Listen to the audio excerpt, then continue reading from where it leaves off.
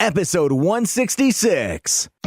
Are you ready to take your eBay business to the next level? Then hold on, because Ron and Ali are going to take you into the fast lane with the latest tips and insights from some of the biggest and most successful sellers here on the So You Want to Sell on eBay podcast.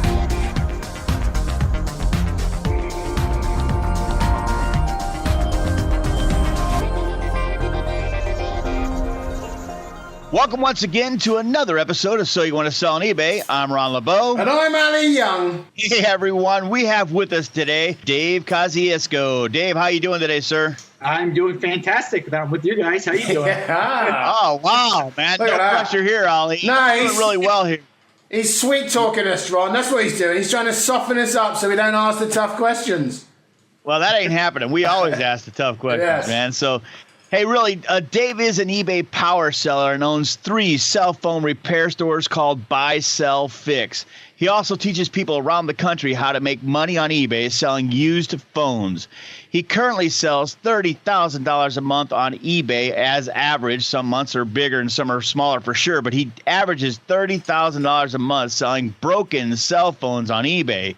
Dave Kosciusko, welcome to the show, man. Definitely. Thank you. That was a nice big introduction. No, hey, you know what? Here's what I want to get cleared up real quick. And I know it's a softball question. We will start off with a softball question, right? Because a lot of people are listening to this. They're going to be listening to us talking about you selling broken cell phones. And I don't want them to be wondering throughout the whole interview this question, right? So answer this question for me. Why would anybody buy a broken cell phone? And I know I love your answer, but why would anybody buy a broken cell phone? So, Ron, what do you think I'm going to say to that one? You're going to say, who cares? Who cares? They do. Just know that they do, Ron. I know you're going to say that. Go ahead. And you're exactly right. I mean, honestly, I don't really care. I don't know who buys them because, it'd be kind of weird if I said, hey, you bought my item. Who are you? What do you do? Yeah, a bit spooky. But I just know that they do buy them. I don't know. We list them and then we sell them within a day or two. It just works. I'm not sure why. No, that's incredible. I just wanted to get that out of the way because we got a 30-minute interview with you, and I don't want somebody to be clouded with that question in their head. So let's get that out of the way right from the beginning and have this great conversation. Thanks for joining us, Dave.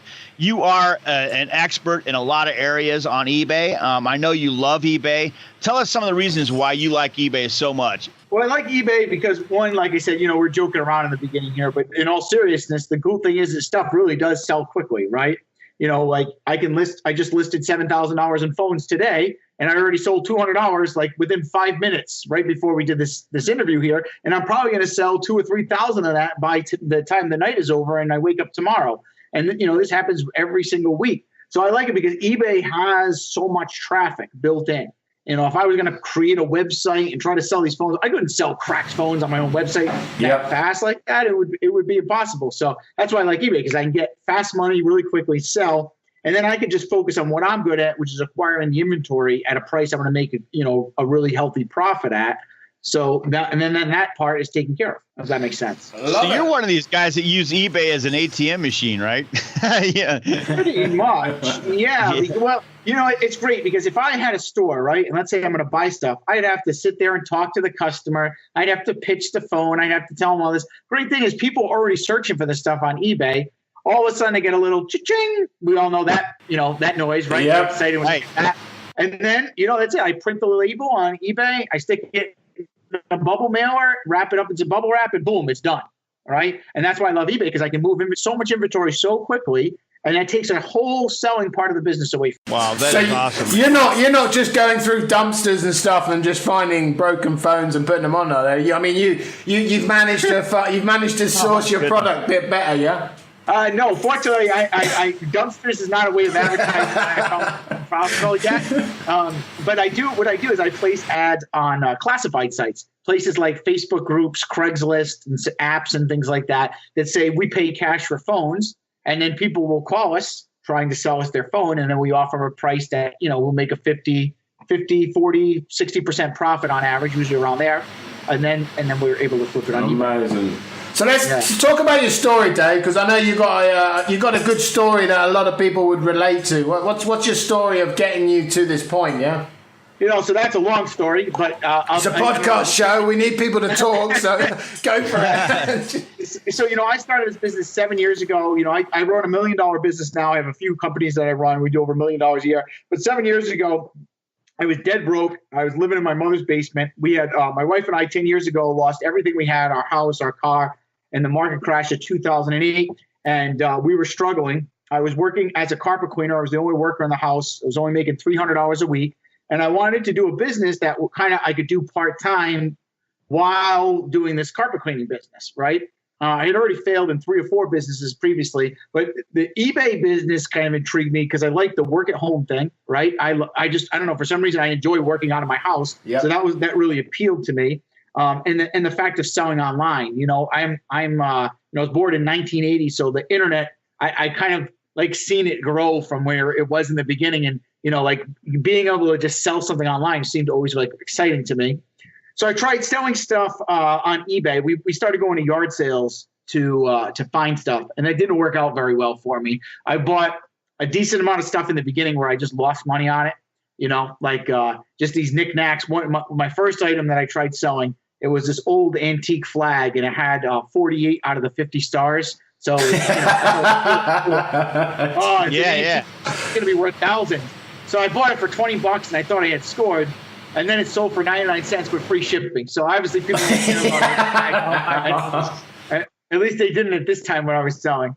So I lost some money there. And actually, I ended up falling into this business in a way that was profitable on accident because it was 3 months of this, finding junk at yard sales that didn't pan out. But one day we were at yard sales, and it was our wedding anniversary. And I was dead broke. I only had like $100 in my bank account. And there was a lady selling a really nice designer purse. It was a Coach purse. And Coach at the time was the big thing. Now it's like Michael Kors, but Coach, was big at that time. And the lady was selling it for $30. So I bought this purse for my wife for our wedding anniversary. Now I know, it's just a purse from a yard sale, but it's all I could afford at the time. Yeah. I wasn't thinking about selling anything on eBay, but because of my experience with eBay, I had gone and looked and see what it was selling for, and I found out it was selling for $230 on eBay. So that's kind of like where light clicked, and I realized that I need to be going for these high dollar volume items. Now, I didn't obviously sell a purse, but I said, let's go find some purses next week and see if we can flip some purses. So we found 4 purses the next week at yard sales. I remember haggling people, oh, you got any Coach purses? I was going to every yard sale. And I was able to buy Coach purses for like $5 to $15 a piece, and we flipped them and made over $200 that weekend. So this is a huge life-changing moment for us because we're only making $300 a week, right, at my full-time job. So I just made $200 in this weekend flipping these purses. So then the next weekend we went out, and I was able to make $400 because I got a little more practice. And then that turned into like a little eBay business for 3 or 4 months for me, flipping these purses on the weekends like that. And then I expanded because I got burned a couple times on some fake purses, and I wanted to get into something more consistent. So I started posting ads on Craigslist saying, I will buy your used cell phones and electronics, just to try to see if I could get anything other than purses. And then my first month with electronics, I made $10,000. So that's where I switched from purses into cell phones because I found they were just a lot more abundant than the purses. And then my business blew up from there. My first 8 months on eBay, we did over $250,000 in sales. So that was kind of cool. Damn. Yeah. So how did you, let's talk about your cracked phones. I mean, you're doing fantastic with that, but why cracked phones? How did that come about? I started advertising for phones in general. And then it's not all cracked phones. Some we buy that are in good condition too, but 50% of them are cracked. And what I found, I learned this from American Pickers. I used to watch American Pickers. Oh, yeah. And they said anything with low emotional attachment usually is more profitable. And I thought, who has emotional attachment to a cracked cell phone? It's probably the least emotionally attached you can be to an item. Because once your cell phone cracks, you're mad, you're angry, you get a new one. That's why it's cracked. So they let them go so much cheaper, and we can buy them at we'll get cracked phones for $30, and we'll flip them on eBay for $150. So massive profit margins on those. Wow.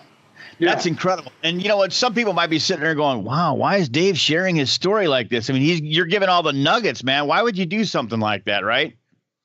Well, one of the biggest things is I found, like I remember I did an interview with you about 2 years ago now, right? And back then I was only doing about 15 to 20,000 a month on eBay. And, I believe in the abundance mentality. I think there's enough to go around for everybody, especially with cell phones for one thing, because not for anything, there's 4 billion cell phone users in the world. So I'm pretty sure we're not going to saturate this. But I've trained hundreds of people now how to do this, and by me training people, they've shared ideas with me too. And it's kind of like my best friend says, "Iron sharpens iron," right? So when I help them do better, they share little things with me. They learn along the way, and it's made me better because now I'm averaging 30,000 a month, where 2 years ago I was only averaging 15 to 20,000 a month. So that's my philosophy there with sharing the information. If that makes sense. Absolutely, it does. I know we were in Ecom Chicago together, and you spoke at that conference. It was really awesome because somebody did ask that question. Why would you share in front of a room of 200, 300, 400 people? Why would you share this information? And that was your answer. And it just kind of opened the eyes to a lot of people, because a lot of people were thinking, "Wow, maybe there is an abundance. Maybe we all could do this." Which is really kind of cool. And I know a lot of people were grateful that you shared there as well. Yeah, I mean, literally, I was just doing an interview. I've trained now over 77 people that have hit over 10,000 a month on eBay with this business. And whenever they do that, what I do is I put them on my YouTube channel and they get recognized. We call them a phone flipping superstar. He actually said that there was a course member 10 minutes away from him. And he said, he couldn't believe his first month he did $11,000. And then this guy was right down the street. And he said, "You were right, Dave, because he had asked me, will this competition make a difference?" And I said, "No." I said, I don't even give that two thoughts. I just worry about doing better for myself. And he said, they could both probably do 20,000 a month, no problem, if they really focus and work hard as I do. Yeah. So, yeah. Amazing. I mean, it's just you found your niche, so you worked your way, you found yourself to a product. Do you ever see yourself sort of selling other stuff? Or, I mean, is that your mentality? If you saw like that elephant behind you, would you flip it if someone offered you enough money? I could never flip my elephant here. That's Ellie. That's she's part of the family now. My elephant. So not everything got a name. I bet if I offered you enough, you would. Bye-bye, Ellie. I don't know. That elephant's famous. She's been in all my YouTube videos. Right. It's kind of my mom's couch. I posted that once, the one in my mother's basement that I did all that money off of. But anyways, so you asked about like other items. So I also laptops. I try to stay in the genre. You know what I mean? Laptops, tablets, MacBooks, iPads, electronics. I do flip a lot of laptops and iPads and tablets and things like that. I don't want to go too out of place because I got like vintage stamps or something, because it would kind of distract me from my main business. And I think sometimes a lot of entrepreneurs lose focus in things, and they get shiny object syndrome. I try to focus hard on what I know and just do lots of it. And I think really it might actually hurt my sales if I tried to diversify too much, because I wouldn't be as focused, if that makes sense. Yep, definitely. Oh, it absolutely makes sense. And that's why you're good at what you do, because you stay focused enough to learn about your phones. And I mean, I know I've attended several of your webinars, and you talk about being able to appraise a phone in 30 seconds, right? That's when you're really, really good. And you don't do that if you're doing phones and stamps and postcards. You got to really hone in on something and be really good at least one thing. Yeah. Yes. Exactly. Like if you're watching this right now and you're having really good success with, let's say, vintage coins or like vintage train sets or something like that, and you're doing really well, 10,000 a month, 5,000 a month, you probably shouldn't switch and flip phones. You should probably just learn how to sell 20,000 or 30,000 a month in trains. Yeah. And figure that out, and stick with what you know. But I mean, of course, the phone thing, we have kind of a system, so it's easy to copy. Yeah. So what about like listings and things like that? Making listings? What about the listings that in particular? Yeah, do you do like imagery? So you really zoom in on certain product, certain scratches? Do you write? Cause I'm visioning this in me, because I don't know anything about. I know how to use my phone, but I bought a phone. It's broken. I mean, to me, broken phone. I mean, how do you know if there's more to the problem than? I mean, I don't get it. Well, what I like about electronics is, like, for example, here's my phone. It's a Galaxy S8 Edge Plus, right? Yep. Everybody knows that this phone is this phone. So when we're listing this, all I'm going to do is pop it out of the case, and I'll slap it on a table, literally, take a picture of the front and the back, and then I'm done. But see, like with purses, we had to hang it up on the door and make it look pretty, and we had to take pictures. And I have like manuals for my company and everything. And when I was doing purses, one of the manuals was you had to take at least 10 pictures minimum if you were my eBay lister for a purse. Where with phones, it's slap it on a table, take one pic of the front, one of the back. Unless there's severe damage, like a button hanging off or something, then you can take one picture of that. But electronics is cool because an iPhone is an iPhone. They all look the same, right? Yeah. So you don't need a lot of pictures for electronics. Is one of the reasons why I like it. If you are selling like fashion, there is going to be a bigger demand for the pictures there because they're going to want to really see the item well, and measurements. If you're selling jeans or something like that, you want the measurements, the inseam, all that good stuff. Yeah, so that's really awesome. Front and back done. Nice. That's really cool. It helps you expedite. Yeah. And then shipping, as it's already broken, you just chuck it in the mail, do you? We use a size 0 bubble mailers, and we wrap it one or two layers of bubble wrap and stick it in a bubble mailer. And that's usually. Well, what do you need the bubble wrap for? It's already broken. We don't want it even more. No. Still get bubble wrap. Yeah. No, okay. Hey, when I got your phone, it was broken. Yeah.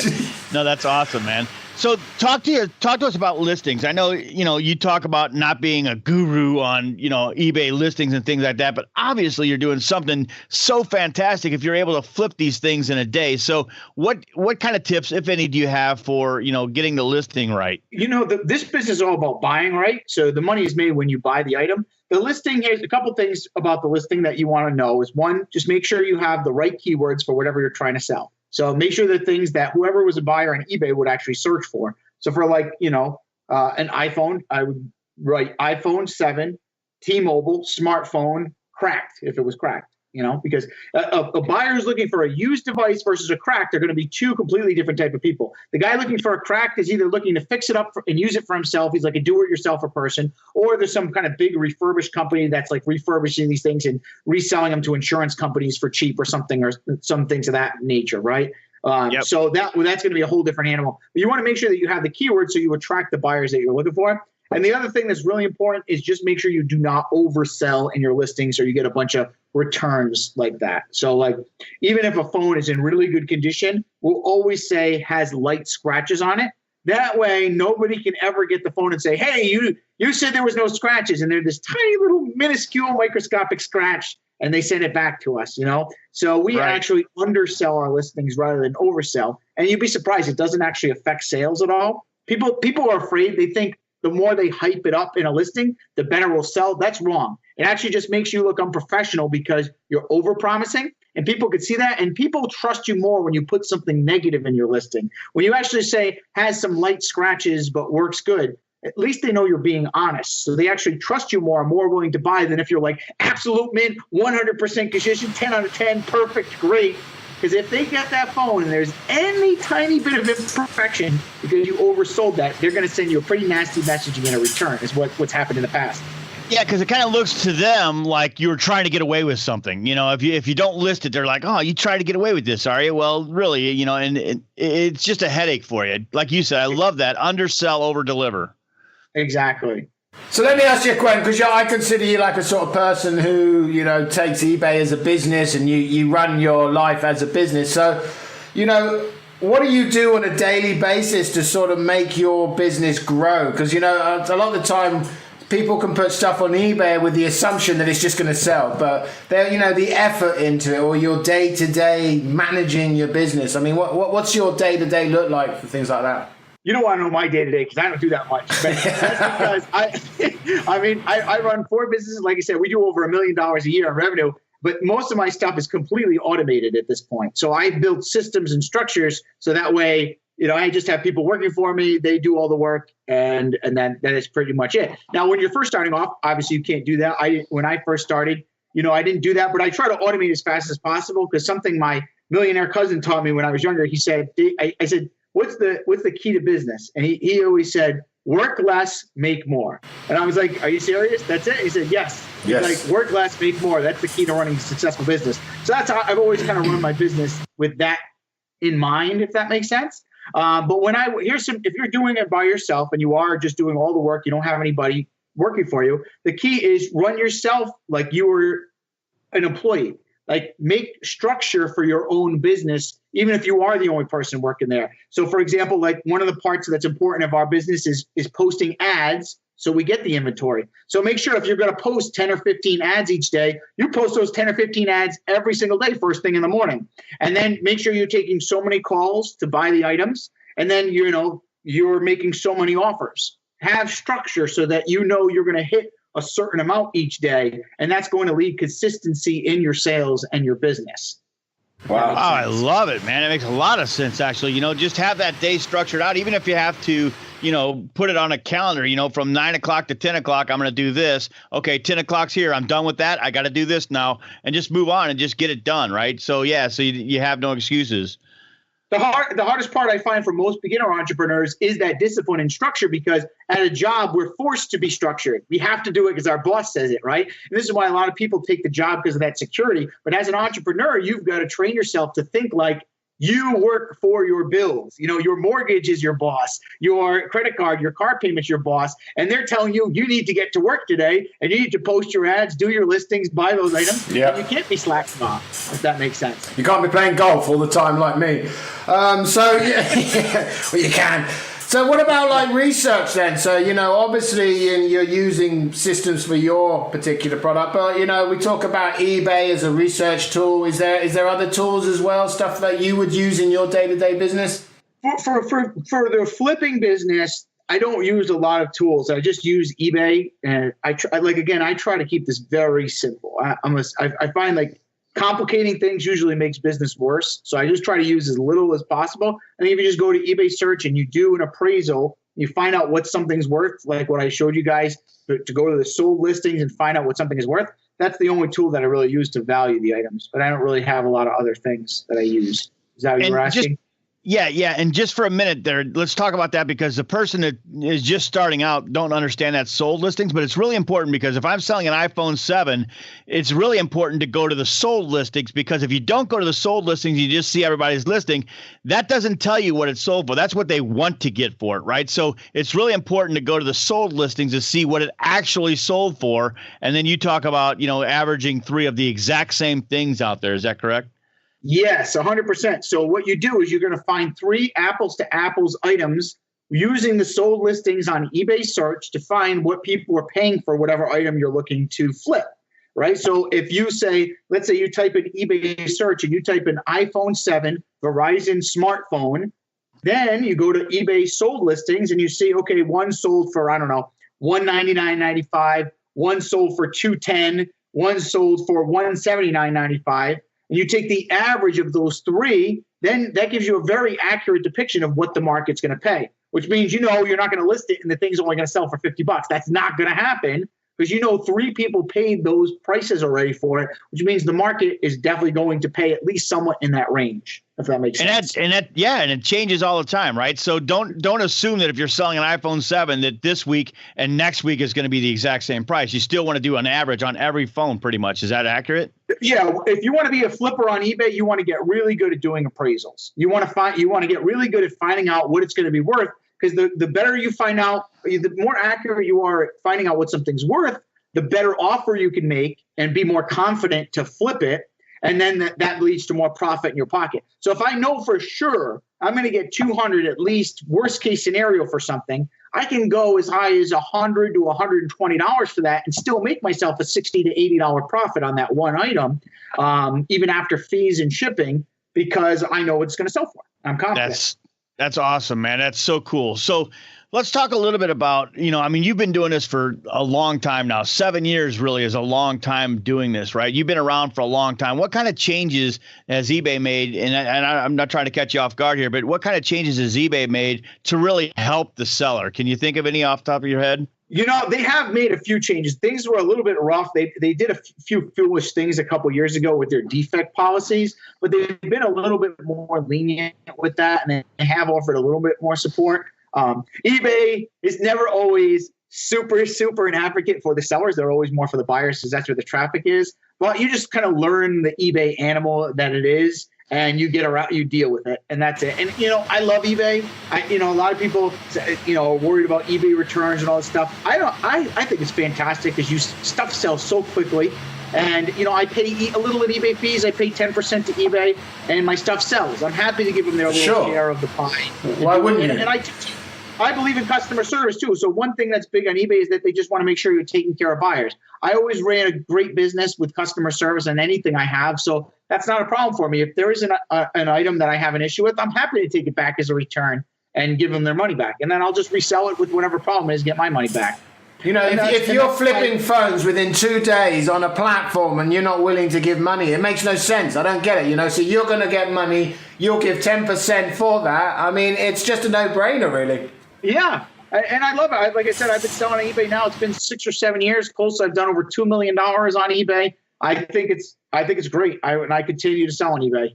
So before you leave us here, Dave, what do you see the future for you then? What's your goals here? Where's your business going to be at if I asked you in 4 years' time or something?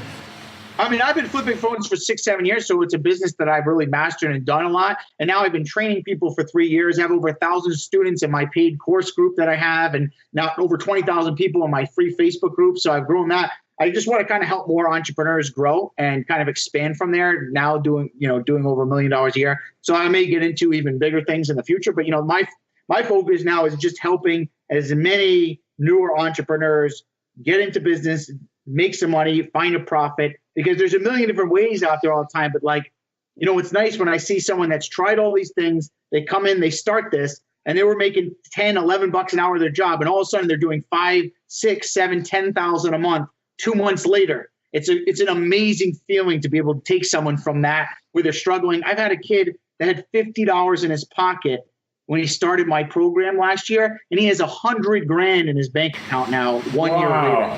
It's just an amazing feeling. Now, quick disclaimer: this is not a guarantee of any kind of promises or results, but this stuff has actually happened, and it feels good. It feels good. So I want to do that for more people. Why wouldn't you? I bet that kid loves you. I bet he buys you a birthday present, doesn't he? He does. He actually works with me now. We actually became a partner in my company. He does extra coaching and things like that for me as well. So, yeah. Just shows you anything's possible in this entrepreneurial world that we live in. Anything. You crack phones to make your money. So, yeah, sadly we run out of time here, Dave. But before I go, I really want to announce this So You Want to Sell Summit thing that myself and Ron, we got lined up. We've interviewed some amazing people from all likes of, we've asked them lots of tough questions. Even Dave, actually. Dave's one of these people. So this is at soyouwannasellsummit.com. That's soyouwanna, WANNA, sellsummit.com. Now, this opens on January the 24th and ends on January the 26th. You can come in. It's a live event. You can come in and download. There's access to it. Ron's going to help me out with more information. Yeah, so if you go to that website, again, it's soyouwannasell.com. So you want to sell summit.com. That's soyouwanna, WANNA, sellsummit.com. Go there, get your free ticket. It's a free 3-day event. It is so awesome because you are invited. You're going to learn things like how to optimize your ads, create better listings. Photography is a big one because it's so important to get good photography, good pictures. You're going to be able to save time and money using the right tools. So go to that website. Again, it's soyouwannasellsummit.com and sign up and get your free ticket now. That's so awesome. We can't wait to see it. Yeah, it's going to be exciting stuff. And Dave, before you leave, how can people get in contact with you? So if you want to check out more of some of the free videos I have, I got a YouTube channel with over 27,000 subscribers at this point. You can go to flipphonesforprofit.com. It's spelled just like it sounds, flipphonesforprofit.com. And I got a free ebook. So if you want to read the story, along with being on the email list, I'll send you some free videos if you want to check it out to get started and help you get going with this. You can subscribe to my YouTube channel if you want. It's youtube.com/win at life with Dave. youtube.com/win at life with Dave. And you can also watch some of my free videos. Love it. I love it. What's some cool names you got there? We always struggle getting names, don't we, Ron? We never know what to call anything. Amazing. So, Dave, thanks for joining us. You're fantastic as always. We'll put all that information on the show notes, so make sure you check out Dave's show notes. From everyone here at So You Want to Sell on eBay, I'm Ali Young. And I'm Ron LeBeau. That's all for this episode of So You Want to Sell on eBay. Be sure to check out our next episode or any past episodes by going online to soyouwantasellonebay.com. Also, be sure to follow us on your favorite social media sites, facebook.com/So You Want to Sell on eBay, and Twitter @Your eBay Podcast. Thanks for listening, and until next time, happy selling. Have an idea for a topic or know someone who would like to be on the show? Let us know. Just go to www.soyouwantasellonebay.com/interview. We look forward to hearing from you. This podcast was produced in part by Pro Voice Works.